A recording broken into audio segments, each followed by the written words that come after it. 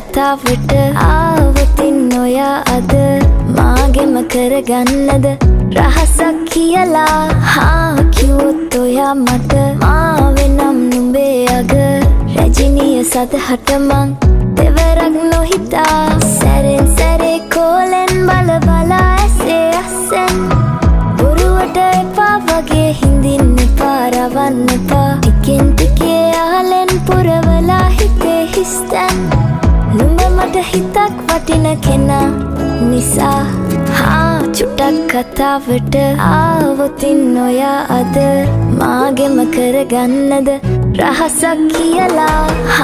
කිව්වොත් ඔයා මට මාවෙනම් නුඹේ අග රැජිනිය සදහට මං